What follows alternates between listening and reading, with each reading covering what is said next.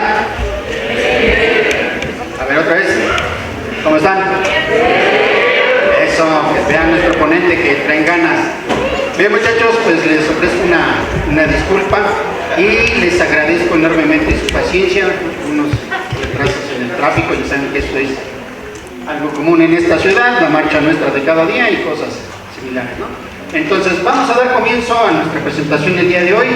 Quiero agradecer la presencia del maestro Abelardo Aníbal Gutiérrez Lara, que es nuestro ponente el día de hoy, de la Facultad de Economía de la Universidad Nacional Autónoma de México, para quien le pido un fuerte aplauso, muchachos, por favor.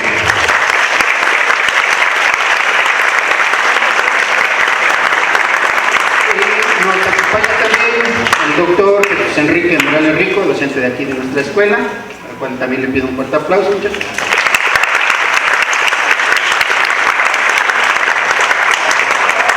Y su servidor, Marco Antonio López Lunas, director de servicios, a sus órdenes.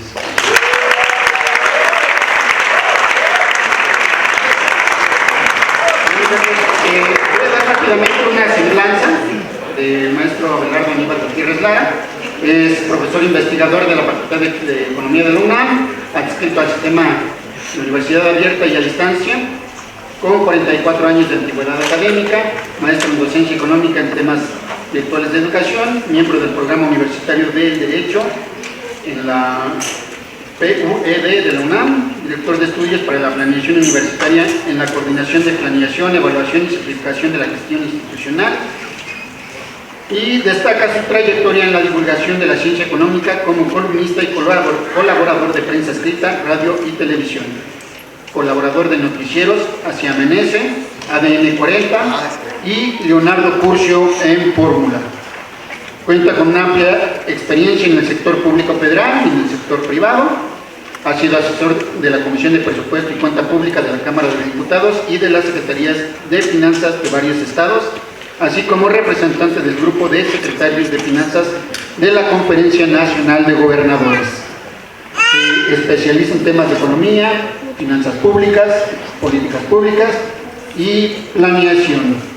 Además, ha sido autor y coautor de varios libros e investigaciones, entre los que se encuentran El mejor país del mundo, de reciente publicación, El presidente, Las filias y fobias, que definirán el futuro del país, ambas en colaboración con Leonardo Curcio, de la editorial Grijalbo, 2020 y 2025, entre otras más. Entonces, le doy también la bienvenida a la maestra Gabriela Ramírez Plancarte. Fue parte fundamental para que esta conferencia se pudiera llevar a cabo. Les pido un fuerte aplauso para la maestra.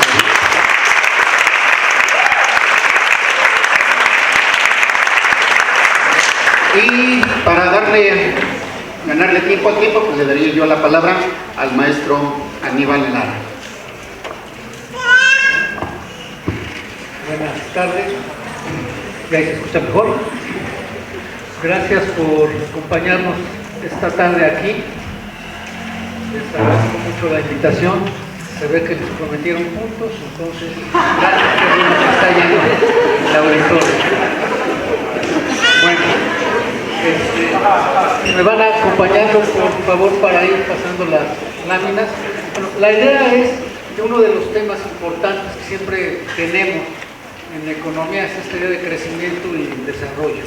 Regularmente estamos midiendo la parte del crecimiento, diciendo cuánto creció el Producto Interno Bruto, y básicamente es el centro de muchas de las mediciones de análisis macroeconómicos.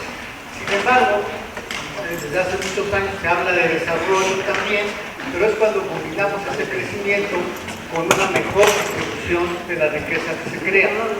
Es donde damos el brinco a los temas que tienen que ver con la respuesta de para quién crecer, cómo repartir la riqueza que se está generando. En ese sentido siempre ha habido prácticamente esa disyuntiva de qué estamos hablando, crecer por crecer o crecer y distribuir mejor. Otros enfoques, lo que dicen, no, pues nada más creciendo distribuimos el ingreso porque hay más empleo formal y ya. Sin embargo, lo que hemos visto es que muchas veces se han desarrollado o ha sido necesario que los países impulsen lo que se llaman políticas públicas, conjunto de programas y acciones con los cuales buscan alcanzar un fin. ¿Para qué? Para lograr mejorar la distribución del ingreso y sobre todo, de manera generalizada, incrementar, elevar, generar mejores condiciones de vida para toda la población. También se habla del tema de bienestar, crear un estado de bienestar donde se combina precisamente las mejores condiciones para crecer con las mejores condiciones para que cada uno de los habitantes de ese país tengan acceso a sus derechos humanos, no nada más los políticos, sino a sus derechos económicos, sociales, culturales y ambientales también. Ahí entra el tema de educación, salud, derecho a un medio ambiente sano, derecho a la alimentación sana, y todo ese tipo de derechos que siempre han estado ahí desarrollándose, pero que muchas veces nuestro acceso a ejercer ese derecho es limitado. Entonces, hablar finalmente de crecimiento y desarrollo tiene que ponernos en esa perspectiva de que lo que queremos sí, tener una economía fuerte que pueda crecer, pero que además nos genere estas mejores condiciones de bienestar. Entonces, hay una conexión muy fuerte entre crecimiento y desarrollo, y ahí buscamos también empatar estos temas de mejorar las capacidades de producción, elevar la productividad, que han escuchado en muchos lados, tener mejores empleos. ¿Qué esperamos, por ejemplo, con ustedes jóvenes? ¿Qué tipo de empleo van a tener? ¿Va a ser un empleo con todos los derechos, un empleo formal o informal? ¿Va a ser andarse arriesgando en su bicicleta y su costal de Uber, o va a ser estar haciendo políticas públicas, haciendo algo por la gente, construyendo políticas y programas que beneficien a determinadas comunidades? Entonces, es parte de lo que se busca, mejores empleos en todo momento y, de paso, reducir las brechas entre grupos de población, reducir la desigualdad y combatir la pobreza. Ahora, para esto, hablar de crecimiento y desarrollo, donde en el centro tenemos distribución del ingreso, reducción de la pobreza, reducir las brechas de desigualdad y generar bienestar, implica también identificar a los actores que hacen posible esto, los actores sociales que participan en esto, y ver la manera como se pueden poner de acuerdo para alinear intereses y prioridades y poder impulsar un esquema de este tipo. La siguiente, por favor. Nosotros tenemos también, en medio de esto, ¿qué es mejor para alcanzar una situación así? Que esté puro mercado funcionando, oferta y demanda, como están viendo, o que haya una intervención pública, una intervención del cuerpo de instituciones de gobierno que representan al Estado. Y muchas veces hemos estado en el extremo donde el Estado lo es todo, produce todo, alinea todo, vende todo, o en el otro lado, donde pues, que no haya Estado, y ahí que mejor los mercados solitos funcionen. Aunque regularmente las mejores experiencias hablan de una combinación de Estado y mercado para lograr mejores resultados en términos de crecimiento y desarrollo. Ese debate de si Estado o mercado hoy ha transitado, sobre todo a partir de la crisis de 2008, a una idea de recuperar la noción de economía mixta. Pensemos en una economía mixta donde tanto el sector privado como el público tienen algo que hacer, no se estorban, se complementan y se generan mejores condiciones para el desarrollo. Se habla de acuerdos y de una cooperación funcional. ¿Alrededor de qué? De un objetivo de largo plazo. Va a haber entonces mecanismos del gobierno como subsidios o determinadas políticas o programas para alcanzar ese objetivo de largo plazo, y una mejor vinculación, comunicación y diálogo con distintos actores sociales. ¿Cuáles serían esos principios alrededor de los cuales van a actuar y a tener acuerdos? Pues sería la idea de alcanzar sí mejores tasas de crecimiento, alinear y desarrollar capacidades productivas, garantizar estabilidad y sustentabilidad con más y mejor empleo, empleo de calidad y mejor remuneración, surgimiento, promoción de nuevos sectores económicos y estratégicos que sean los líderes del desarrollo. Aquí estamos hablando de que tanto tecnológicamente como a partir del desarrollo de las sociedades hemos vivido distintos momentos. Uno, por ejemplo, fue al final de la Segunda Guerra Mundial, los sectores líderes eran las manufacturas, sobre todo los automóviles, las lavadoras, las consolas que ya no las abuelas, las bisabuelas teníamos los resortes para poner sus discos, ¿no? Y era, digamos, el sector líder. Después esto fue cambiando, vino la parte química, la parte aeroespacial, y hoy estamos con la competencia que viene con ustedes, yo ya me voy, con la inteligencia artificial, ¿sí? Entonces, lo que estamos viendo es que se requieren esos acuerdos para buscar precisamente cómo crear a las élites que van a conducir y cómo crear esas condiciones para el crecimiento del sector líder. Esto requiere políticas de inversión pública que garantice esa nueva oferta de bienes y servicios para todos, donde es la infraestructura productiva, sobre todo educación, la innovación, nuevas tecnologías, la seguridad social, garantía de derechos, salud, por ejemplo, todo este conjunto de bienes que hoy disfrutamos, por ejemplo, al estar hoy aquí. Se necesita entonces de un Estado que a través de sus instituciones de gobierno nos garantice esa oferta pública de bienes y servicios que nos crea, por un lado, mejores condiciones de bienestar, pero por otro, contribuye a la creación de mejores condiciones productivas. Así entonces, si nosotros tomamos la idea de ver en qué marco estamos actuando hoy, considerando lo que se acaba de mencionar, pues tenemos las definiciones que están en nuestro Plan Nacional de Desarrollo, un documento obligado donde se deben de plantear las líneas generales que está planteando el gobierno, cada administración, cada sexenio, y que se acompaña hoy de un Plan México que es una expresión en donde de manera más concreta se definen los lineamientos y los objetivos de qué es lo que se va a desarrollar. Entre ambos encontramos que hoy hablamos del tema de autosuficiencia alimentaria y energética. Esto es poder producir todo lo que nos comemos, como toda la energía con la que nos movemos, que no necesitamos traerla de fuera. Y aquí ustedes van a ver a lo largo de sus estudios matices, porque una cosa es la autosuficiencia, otra cosa es hablar, vinculado con esto, soberanía alimentaria o soberanía energética, y otra es la seguridad alimentaria o seguridad energética. ¿Cuál es la diferencia? O aquí nos rascamos con nuestras propias uñas y vamos a producir todo, o tenemos un pequeño margen para poder necesitar importar parte de los alimentos, pero la parte sustantiva sí la estamos produciendo aquí.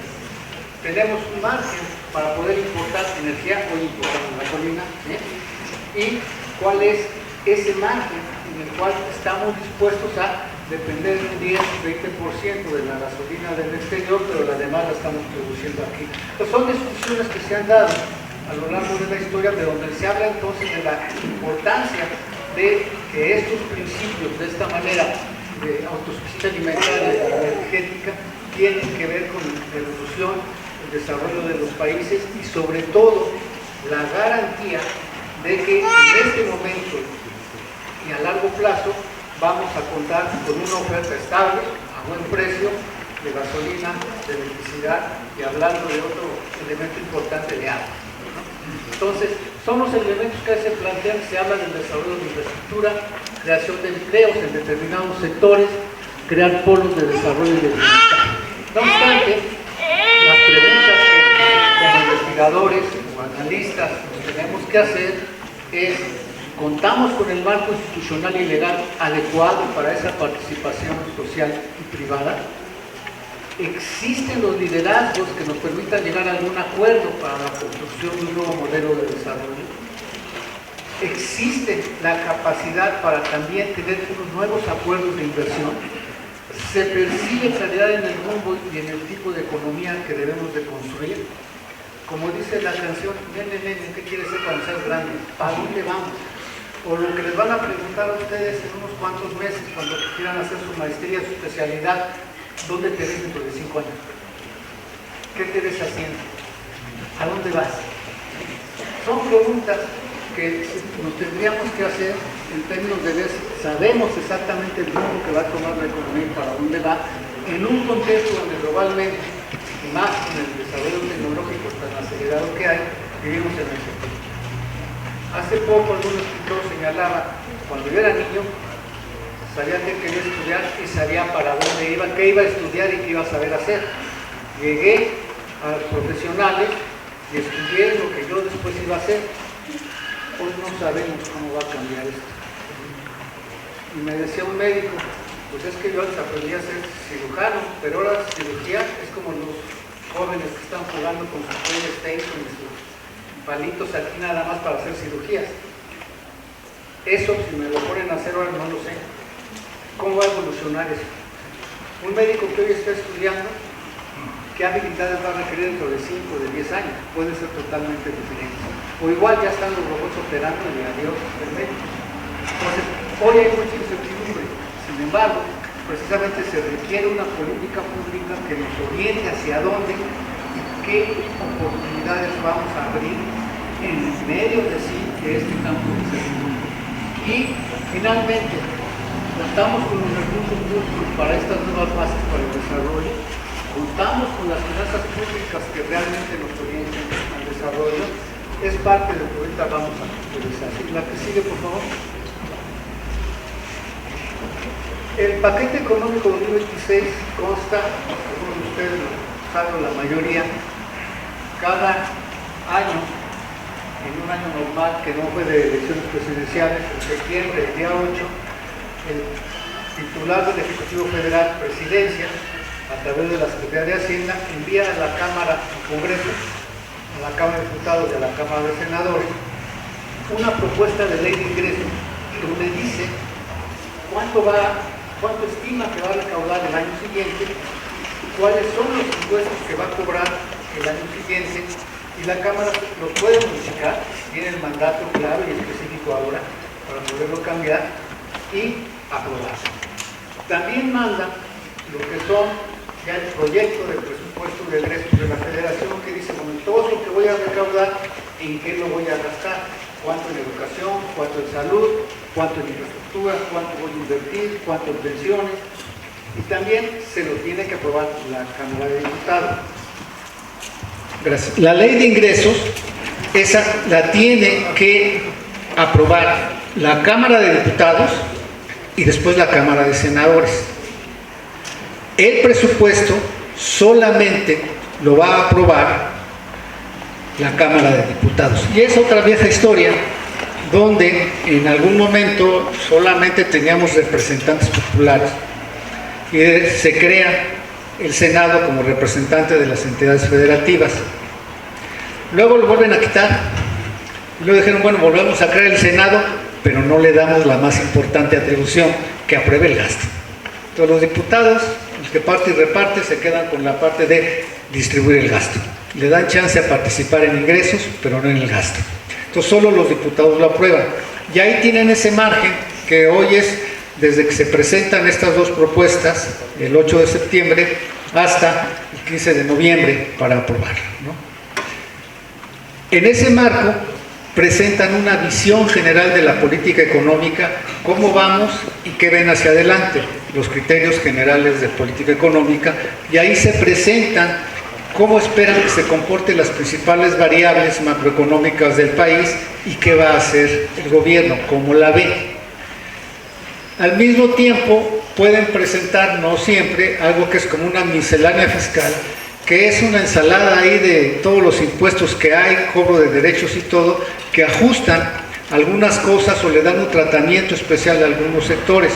Por ejemplo, ahora ustedes estuvieron viendo que había una discusión sobre las bebidas saborizadas y las energéticas que se toman cuando están en las tocadas, ¿no? Y entonces ya se las van a encarecer. O sea, bueno, esa parte de elementos entran ahí también en términos de ver efectivamente en qué medida, qué tasas voy a ponerle a determinados grupos o sectores o a determinados productos. Entonces entra algo que se llama también la miscelánea fiscal. Bueno, En esta presentación hoy vemos que hablan de una política fiscal responsable, es el cuento que van a traer todos, y van a decir, hablamos de estabilidad macro, que mis ingresos y mis gastos sean iguales, que no haya mucha inflación y que podamos tener condiciones para pagar la deuda.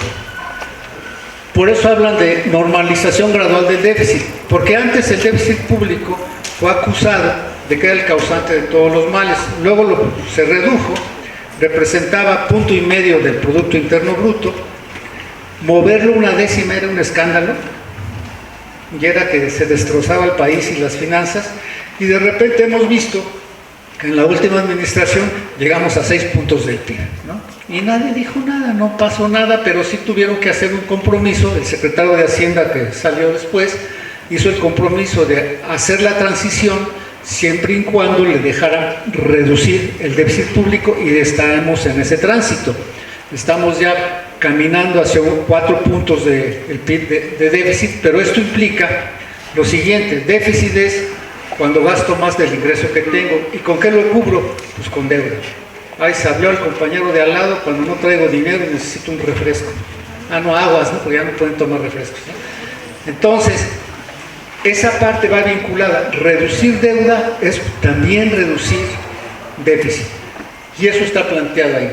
Hablan de sostener los nuevos programas para el bienestar, fortalecer el tema de salud, educación y vivienda social.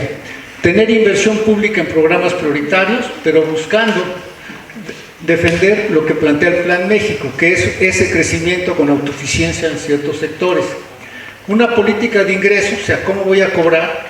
Pues buscando sobre todo que se pague lo que se debe, cobrar adeudos, simplificar trámites, regularización fiscal, facilidades para que uno se ponga al día, modernizar las aduanas, que es importante, combatir el contrabando y la evasión fiscal. Política de gasto que asegure la continuidad en proyectos de infraestructura, ampliar la capacidad productiva y un acceso efectivo a los derechos sociales. La que sigue, por favor. Entonces, en general, pues nadie discute que la idea es buena, tendríamos que alcanzar ese tipo de elementos. Y entonces encontramos lo que les decía, en ese panorama general de cómo ve la economía, los criterios generales de política económica. Y entonces nos dicen que en el primer cuatrimestre de cada año presentan una visión, por eso se llama precriterios, de cómo creen que se va a comportar la economía. Al cierre de año, para septiembre, ya presentan los criterios generales con las cifras ya más revisadas, más consolidadas, y encontramos entonces que están planteando que, si bien se aprobó un crecimiento entre 2.0 y 3.0 para 2025, la realidad, aquí está, es que vamos a crecer entre 0.5 y 1.5%, ¿sí? Prácticamente abajo de lo que está creciendo la población. Y para 26, si bien nos va, creceremos entre 1.8 y 2.8%. Este dato es importante porque es lo que nos dice el ritmo que va a llevar la economía. Y ese ritmo que lleva la economía va a estar alimentado por dos cosas: cómo se mueve la inversión, cómo se mueve el consumo. ¿En qué contexto? ¿Qué pensamos que va a pasar con los precios? Algunos de ustedes han visto ya esta idea del deflactor del PIB, que antes era el deflactor implícito de precios del PIB, que es un índice de precios, pero que se pondera sectorialmente por el sector primario, agricultura, secundario, donde tenemos las manufacturas, por ejemplo, tenemos la minería, tenemos la generación de electricidad y un tema importante, la construcción, y el sector terciario, que son los servicios, comercio, servicios financieros, servicios de turismo y demás.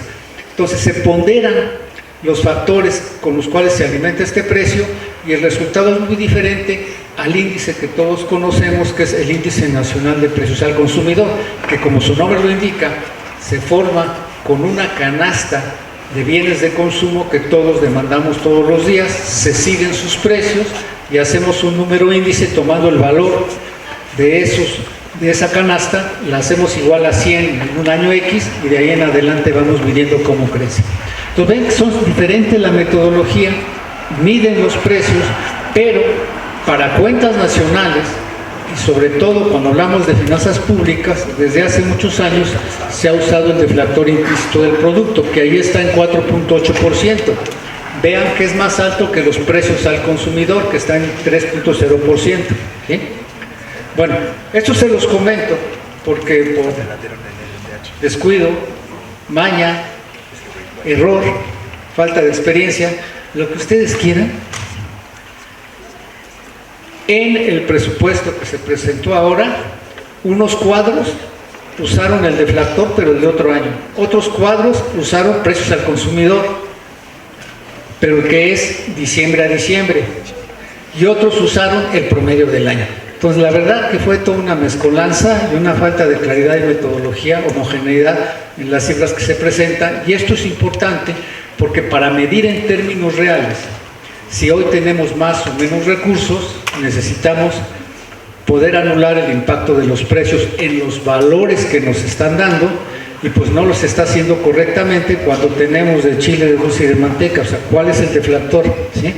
¿Cuál es la inflación que vamos a considerar para medir esto? ¿No? Entonces digo, antes ya sí era precios al consumidor hace muchísimos años, después fue el deflactor, pero ahora las variaciones reales que nos presentaron usaron de todo. Se ve que lo hicieron oficinas distintas y nunca se pusieron de acuerdo, y por eso tal vez fue el retraso el día que se iba a presentar. Bueno, aparte de eso tenemos el tipo de cambio, a cómo está el dólar. Se estima en un rango que prácticamente es positivo comparado con lo que hemos tenido en los otros años, pues se mantiene, no viene el gran debacle devaluatoria. Tasa de interés medida por rosetes se ubica en los niveles que aquí nos están poniendo de 6%, acuérdense que vienen bajando las tasas de interés, y el desequilibrio de mis transacciones corrientes con el exterior se supone que se va a reducir de manera importante. Entonces vamos a ver cómo esto está vinculado también a algo que es muy importante, antes lo era más, el petróleo. Hablábamos de la parte de energía, básicamente petróleo, pero vean cuánto se está planteando producir. Con trabajo sostener lo que hemos venido haciendo, no un crecimiento importante, ya que se está planteando 1.7 millones de barriles diarios. Cuando en mis tiempos pueden hacer, era 3.5 millones de barriles diarios los que producíamos, hoy no estamos ni a la mitad. La que sigue, por favor. Entonces, esas son las variables que se están poniendo, esas son las variables que se están presentando, y nos dicen que para el año que entra vamos a alcanzar un ingreso de 8.7 billones de pesos. Billones, millones de millones. Pero vamos a tener un gasto de 10.1, casi 10.2 billones de pesos. ¿Cómo cerramos la brecha entre ingresos y gastos? Como los decíamos, con deuda 1.5 prácticamente billones de pesos. O sea, nos van a faltar en el ejercicio del año que entra 1.5 billones de pesos. ¿Y qué tenemos de 18 a 24? En términos reales, descontando inflación, que el presupuesto va a haber crecido de 18 a 26 en 31%, los ingresos solo 24%, pero la deuda ahí sí nos mandamos 99.5%. ¿Esas son finanzas sólidas? ¿Esa es la estabilidad macroeconómica? O sea, si ustedes debieran eso y así fueran, ya estarían esperando que no les correteara el banco, ¿no? Entonces, pero esa es la tendencia que se tiene. La que sigue, por favor. Una cuestión importante, siempre nos dicen, es que la deuda es pequeña y hay que compararla con el porcentaje del PIB. Está bien, es un dato importante. La deuda global representa la mitad del PIB.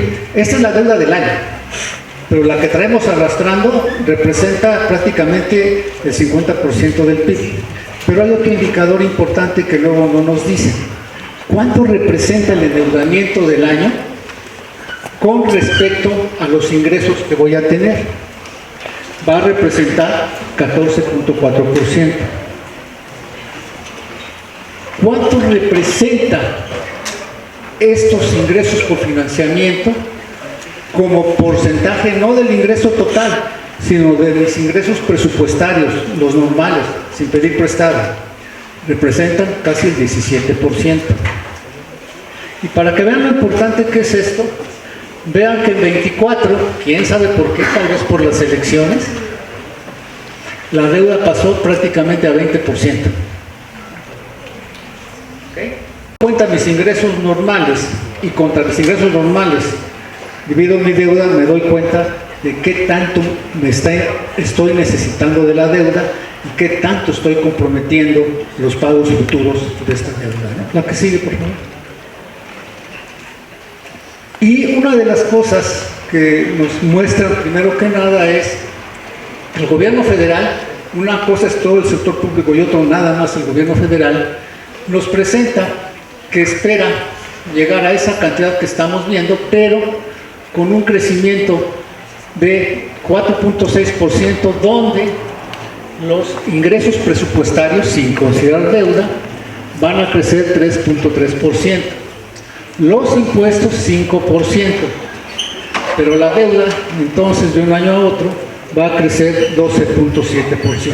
Nuevamente ese diferencial, está creciendo más la deuda que mis ingresos y me están aumentando el desequilibrio. La que sigue, por favor. Cuando hablamos de ingresos tributarios son los impuestos como tal, y entonces encontramos que el impuesto al ingreso y el impuesto de la renta va a ser de 3 billones de pesos. No, perdón, impuestos sobre todos los ingresos, no nada más rentas, sino hay otras fuentes de ingresos como tal, me van a llevar a los 3 billones de pesos. Dentro de estos impuestos es importante también ver el desglose con el impuesto al valor agregado, el famoso IVA, también crece 3%. Que nuestras fuentes de ingreso importantes son la renta, o sea, gravar el ingreso y gravar el consumo. Son las fuentes principales para gravar y poner impuestos. Cuando vemos que hoy lo importante que crece son juegos con apuestas y sorteos, están esperando que crezcan 29%. Lo que les decíamos de sus bebidas saborizadas, 65.8%. Comercio exterior, con todo el que hay libre comercio, 60%. Esto es, se están buscando otras fuentes donde jalar ingresos. Por eso ya traen desde la elección pasada esa idea de poner los impuestos a los gorditos. No podemos salir porque nos cobran impuestos. O sea, no podemos comer ya chocolates, pero sí pan básico, ¿no? Entonces están buscando fuentes diferentes así donde podamos nosotros captar más ingresos debido a esa debilidad que estamos viendo. La que sigue, por favor. En general, cuando se presenta todo esto, tenemos entonces definido unos ingresos que es como el techo, de ahí no podemos salir. De ese techo, entonces, ¿cómo lo vamos a repartir? Y nos hablan del gasto neto total. Se divide en ramos, unas grandes bolsas, ramos autónomos, donde entra el Poder Judicial, que ya vimos que lo rasuraron hace poco, ¿sí? ¿Qué más entra? En general entran los 3 poderes y entran organismos que son autónomos, ahorita los vamos a ver. Entran los ramos administrativos, que son como las secretarías de Estado y organismos vinculados a ellos.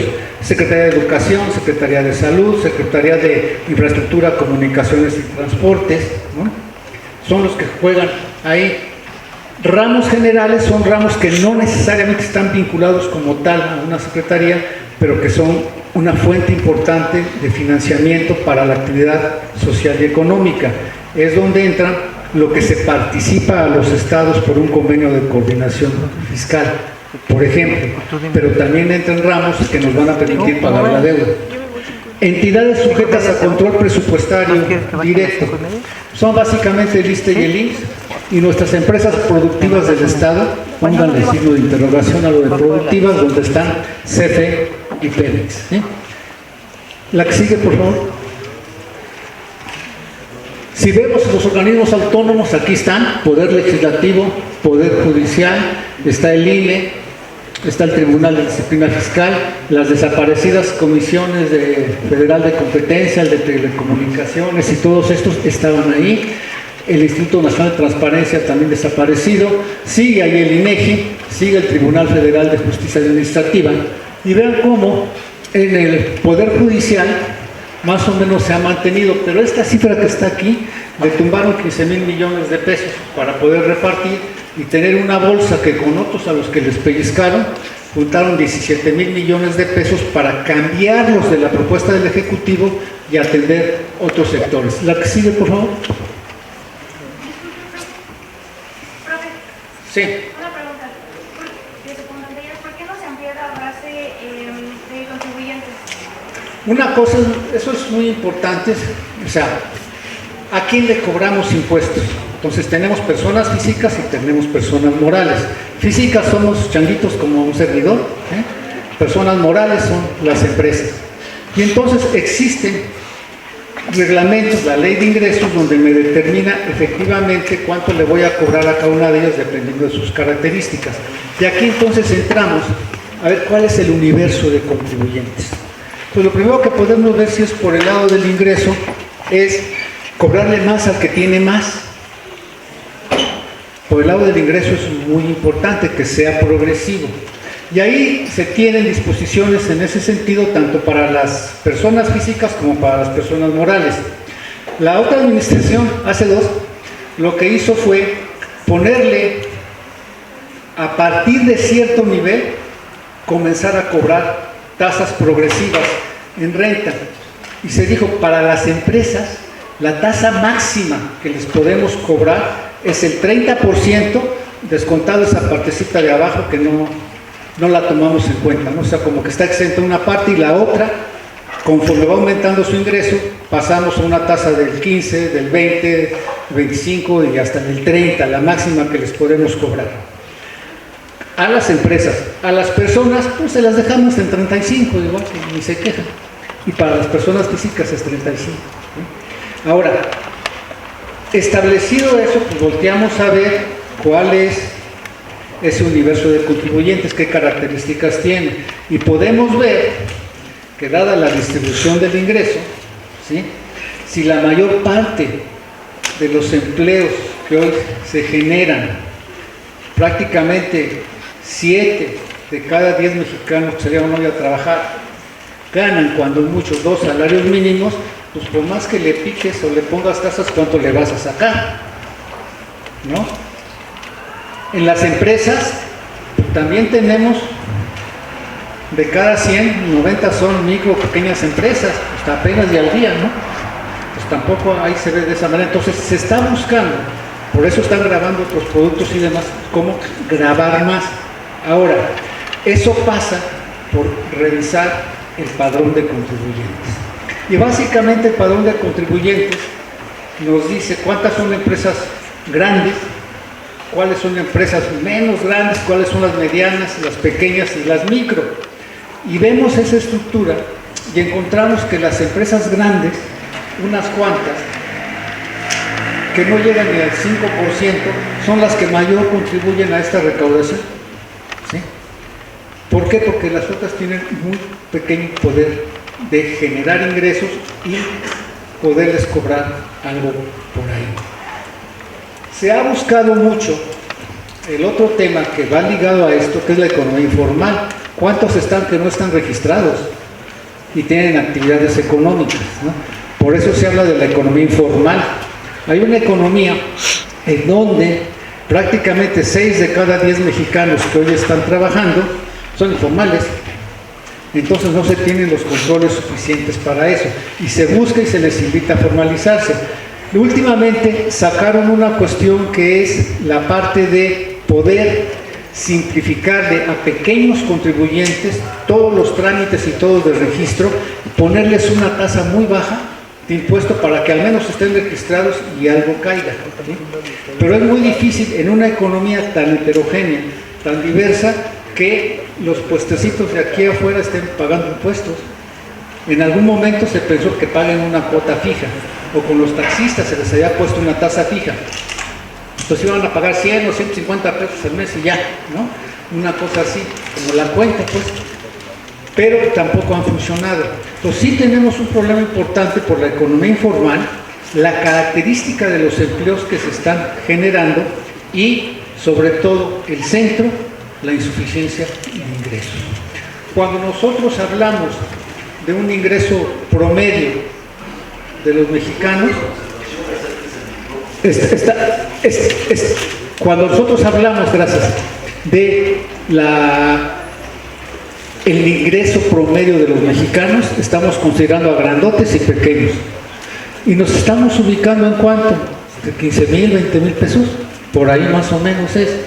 ¿Saben ustedes que de cada 100 trabajadores del servicio público, 75 cobran no más de 15,000 pesos? Entonces ahí tenemos ese problema donde vemos la distribución del ingreso está impactando precisamente nuestra capacidad de recaudación. Si hay que formalizar, si hay que buscar tener un mejor control del padrón, pero también hay que ver a quién y a cuánto le podemos cobrar. Tasas fijas sería una buena opción para muchos de estos pequeños contribuyentes o microempresarios para garantizar nuestra fuente de ingresos.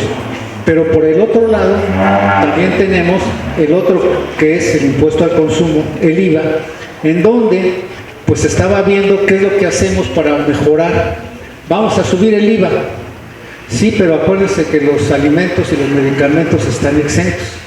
Y muchas veces anteriores administraciones han planteado, pues vamos a ponerle un IVA a los alimentos. Está bien, pongámosle el IVA a los alimentos. ¿Y qué va a pasar? Va a aumentar el costo de la canasta alimentaria. Y al aumentar el costo de la canasta alimentaria, automáticamente millones de mexicanos que antes les alcanzaba para comprar esa canasta, ya no les va a alcanzar. Por lo tanto, que aumenta la pobreza y la pobreza extrema, y a ver qué gobierno se le echa, ¿no? Y es la parte más importante de lo que llaman ahora renuncia recaudatoria. Renuncio a cobrarte un impuesto porque estás en una actividad prioritaria que me interesa, ¿sí? Y así hay varios sectores en donde sí hay márgenes para ciertas empresas, para el sector financiero, como se acaba de hacer, donde sí se pueden explotar y tener mejores capacidades de recaudación. Pero también tiene detrás algo, como siempre les digo, son decisiones de política económica en las cuales, como en la primaria, escribamos mentalmente política económica. Ahora subrayen el sustantivo. ¿Cuál es el sustantivo? Sustantivo, tan peor que yo a su edad, a ver. Política económica, el sustantivo, ¿cuál es?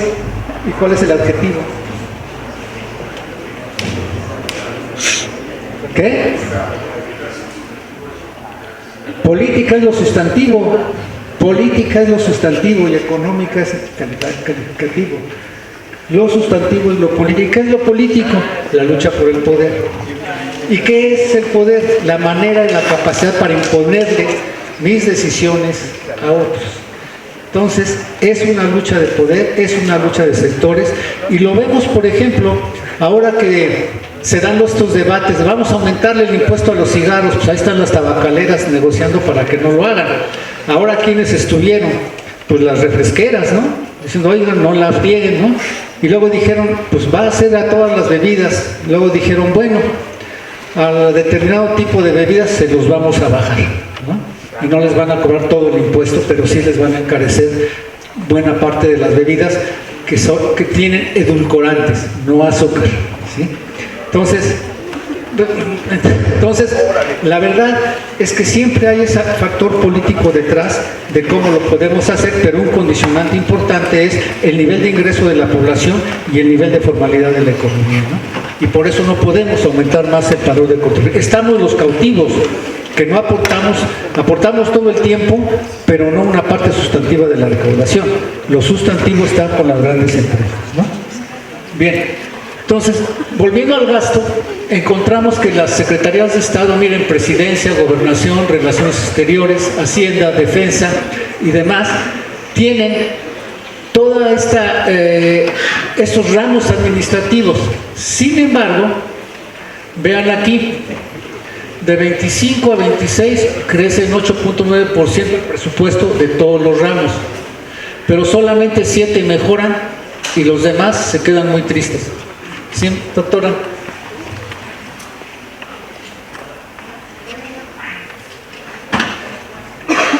Entonces, lo que encontramos aquí es cómo ha habido una concentración en determinadas prioridades de ese gasto que vimos que se determina una vez determinado el ingreso. ¿Qué tenemos aquí? Entre 18 y 26 se crean 4 ramos, desaparecen 2. De 25 ramos, solo 8 mejoran su presupuesto. Energía crece 7.253% su presupuesto. Trabajo y previsión social 384. Jóvenes construyendo el futuro como ustedes. Bienestar, becas, SEDATU, vivienda, defensa y marina. Pero defensa y marina crece su presupuesto, ¿por qué? Porque ahora hacen trenecitos, controlan aduanas, ¿sí? Porque están en funciones que no son las sustantivas para ellos. Y entonces vemos dónde están las prioridades de desarrollo y de crecimiento. La que sigue.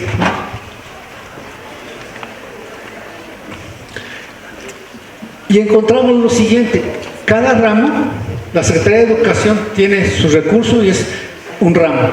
Dentro de este hay cajones donde se ponen los pesitos.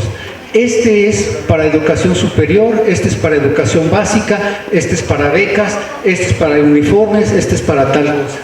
Son programas presupuestarios.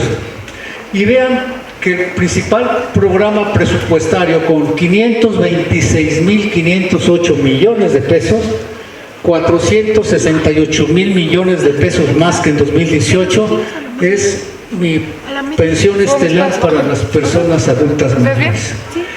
Ese programa, ahorita no lo pudieron ver, tiene más recursos que la Secretaría de Educación Pública. Solo ese programa tiene más dinero que la SEP. Entonces, ¿cuál es la prioridad? Como dice mi amigo Curcio, los viejitos tenemos más poder que ustedes, los jóvenes que requieren educarse, ¿sí? Articulación de política de hidrocarburos es el que le sigue, lo de la parte de Pemex y CFE. Beca Rita Cetina, que ustedes están peleando, 129.000 millones. Infraestructura ferroviaria para transporte de carga y pasajeros, vean cuánto tiene. Y luego, aquí es donde les decía, defensa. Su principal programa presupuestario es defensa de la integridad, la independencia y la soberanía del territorio nacional. Es lo que le toca a las Fuerzas Armadas, le toca al Ejército. Pero vean ustedes que realmente contra 2018 tiene 8.000 millones de pesos menos. Ah, pero ¿qué tiene? Transporte de carga y de pasajeros, Tren Maya, 30.000. ¿Sí? Vean el presupuesto que le asignan para su principal función y el que le dan para el tren. Ven cómo hay una distorsión precisamente de las prioridades y que se traduce en gasto. Un ejercicio de gobierno, sus prioridades se reflejan precisamente en esto: ¿para dónde va el gasto? Lo demás, pensión de mujeres del bienestar, algo de infraestructura en carreteras, programa de vivienda social que es nuevo, ¿no? La que sigue, por favor. Y entonces vean esto, que a todos nos interesa. Encontramos que el presupuesto de la Secretaría de Educación Pública ha ido para arriba. Pero ¿y qué pasa con el presupuesto de la SEP que va a educación superior? Fue para abajo, ¿sí? O sea, que aprovechen que están aquí y que todavía es medio gratis, ¿sí? Vean cómo ha pasado esto y qué ha sucedido. Los recursos de la SEP, ¿a dónde han ido? A becas. Becas media superior, becas de primaria. Formación docente, no tiene dinero. Mayor infraestructura y mantenimiento, no tiene dinero. Pero las becas sí. Y vean que cada que se anuncia el registro para esto, están las familias apuñaladas ahí haciendo filas para acceder a esto, ¿no? Ven, otra de las características, como les digo, aquí se reflejan las prioridades de gobierno y al rato regresamos a las funciones de desarrollo. La que sigue, por favor.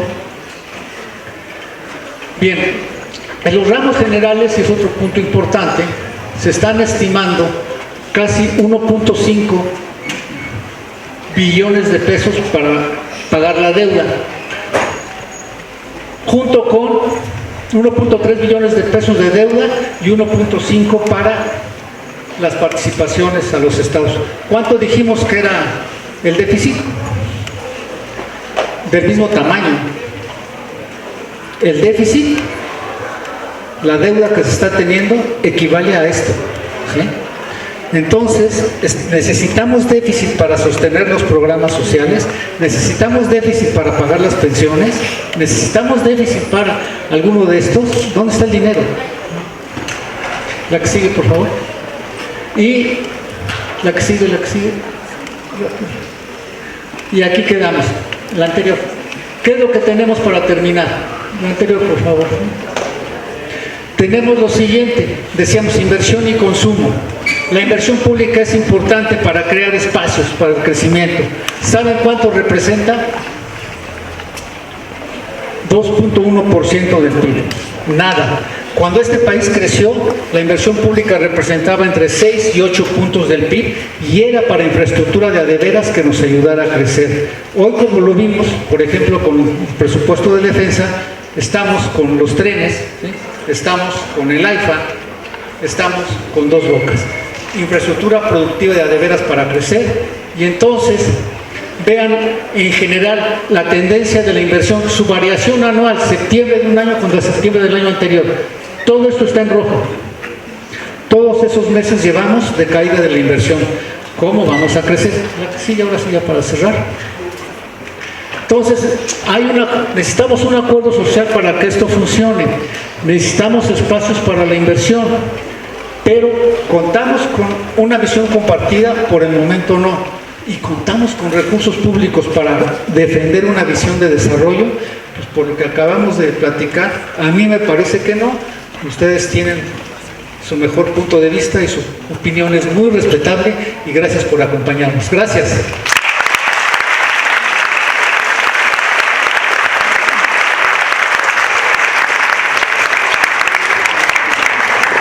Compañeros, algunas preguntas que quisieran hacer para anotarlas de una vez. Adelante la primera, si es tan amable. Así se oye, perfecto. Adelante, por favor. Haremos solamente 3 intervenciones máximo para ya cerrar, por favor, ¿sí?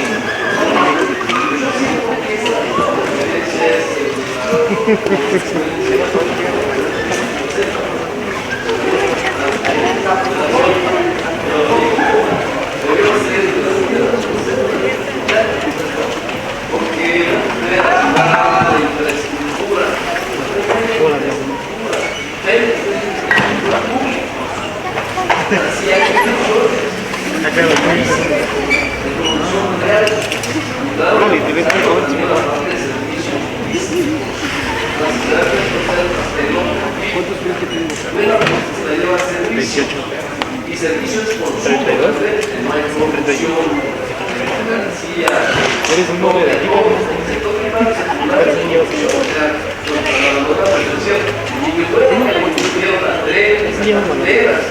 Y que vas a hacer que lo haga de 30 o que le haga secretaría de comunicación otra noche hasta salió más barato en defensa porque va a ser un poco más de universidad secretarias en la sociedad civil y incluso en las otras secretarías es un poco más larga, tiene una relación un poco más larga. Ahora, si la crítica es hacia el plan médico, pues yo siento que vamos bien. Yo pensé que íbamos a hablar de este famoso Mishori, por esas caluneros internacionales, y estábamos con BRICS, o estábamos con Estados Unidos en este nuevo MAGA que plantea Trump, ¿no? Me parece claro. De hecho, a eso que juega la diferencia. Entonces, pues ahora, lo de la deuda, habría que compararse, ¿no? Usted dice que la deuda respecto al presupuesto, cada una se compara con el PIB para ser más efectivo. Y aparte las deudas están recicladas, porque las deudas son ya de tradición, ya dejaron hacia atrás, ¿no? Y si han crecido ciertos deudas, normalmente Estados Unidos. Bueno, las economías se han financiado con el de deuda, finalmente. A mí lo que me preocupa así realmente es esa vertiente de dólares a México, dólares está rechazando el mes.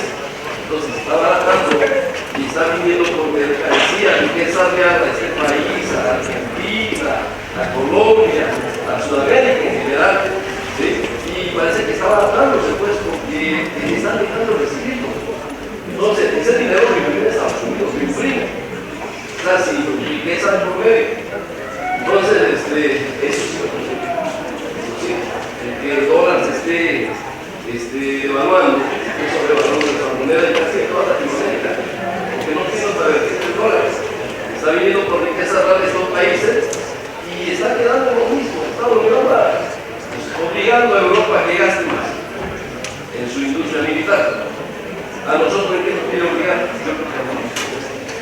Pero bueno, por eso le decía yo al principio, parece que es la consecuencia lógica de la marcha de Estado. Y porque no le veo yo coherencia. Está bien planteado la parte que yo planteé, todo lo que planteé. En serio.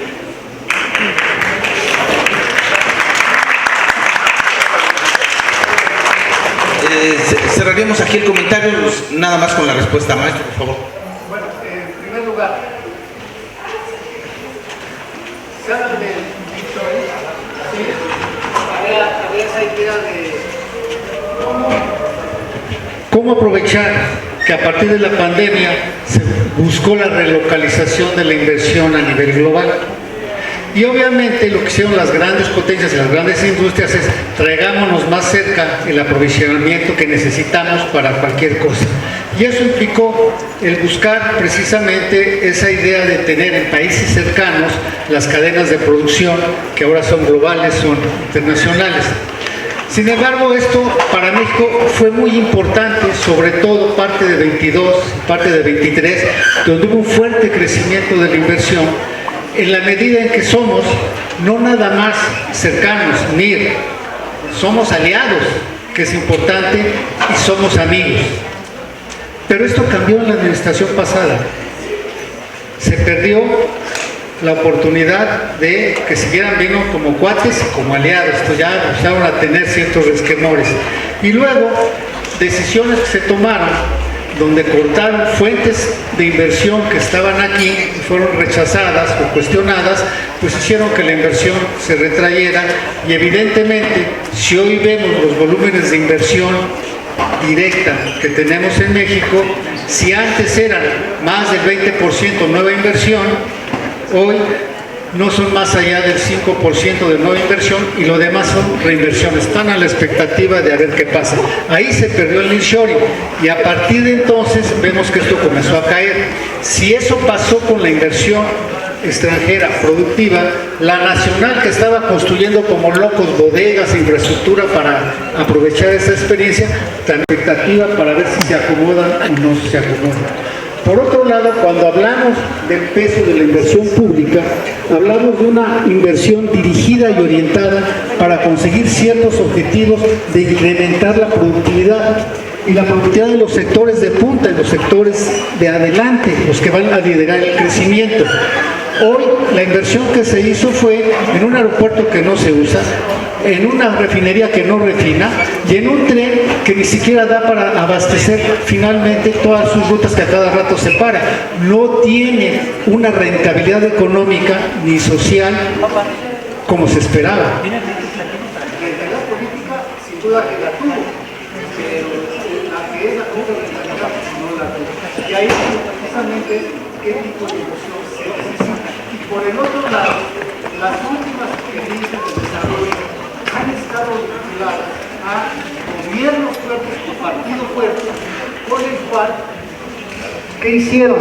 India, China, Turquía, Polonia, Turquía, bajo el mando de un gobierno fuerte, partido único y demás, lograron conformar una serie de expectativas de crecimiento y de desarrollo hacia adelante y dijeron, vamos a invertir en ustedes y en la gente para alcanzar a desarrollar sectores tecnológicos de punta. Voy a gastar en educación para formar los cuadros humanos que se requieren y los voy a mandar al extranjero para que se acaben de capacitar y van a venir aquí a potenciar mis capacidades productivas. Voy a generar la oferta de energía suficiente para poder tener funcionando la maquinaria, las computadoras y demás que se necesitan para desarrollar todo el talento y la creatividad. Voy a impulsar la ciencia y la tecnología y voy a vincularlo con empresas líderes que se están desarrollando con lo siguiente, acuerdos puntuales de empleo, formación y exportaciones. Si no las cumplen, les voy a quitar los apoyos. Y esto no es nuevo. México lo hizo cuando se industrializó y alcanzó el desarrollo estabilizador. Cuando nos rebasaron Corea y Japón, hicieron exactamente lo mismo. Y hoy esos otros países que ubicábamos entre los más pobres, hoy son de los más grandes, de los más desarrollados, con perspectivas de mayor crecimiento. Y hoy India va camino a ser la primera potencia mundial, va a rebasar a China. Y por ejemplo, tomando como ejemplo a India, ¿saben ustedes que de cada 100 estudiantes que hay en el mundo en materia de ciencias, tecnología, innovación, matemáticas, 30 de cada 100 son industria? Ahí está la inversión importante en ustedes para poder desarrollar esas capacidades, acompañada, como decíamos aquí, de los acuerdos sociales con grandes liderazgos de empresas para poder tener esa capacidad productiva, crear las condiciones para el crecimiento, el desarrollo y el bienestar es la función del Estado. Y en ese sentido, estos países lo lograron, sí, con un mandato único, con un mandato fuerte y forzando acuerdos, pero también con una visión de desarrollo que hoy no vemos. Por eso mismo, hoy estamos preocupados. ¿Por qué? Porque estamos creciendo apenas al 1%. Y eso no es suficiente para todo lo que se quiere hacer. ¿Sí?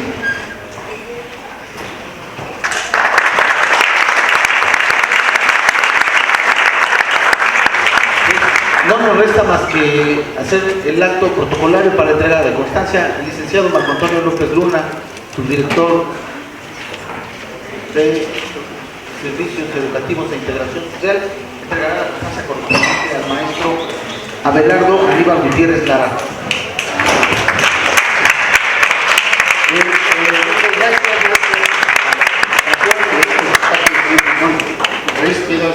Cuestiones contrarias, a favores, pero eso es lo que enriquece el debate y eso es lo que enriquece este tipo de eventos y conferencias.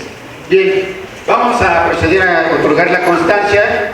El Instituto Politécnico Nacional, a través de la Escuela Superior de Economía, otorga el presente reconocimiento al maestro Abelardo Aníbal Gutiérrez Lara por su participación durante los tópicos de política económica como ponente en la conferencia magistral Programa Sendario 2026, realizada el día martes 18 de noviembre del 2025 en el Auditorio Lenin de la Escuela Superior de Economía del Instituto Politécnico Nacional. La técnica al servicio de la patria, y firma el maestro Salvador Monroy Saldívar, director de nuestra unidad académica. Muchas gracias.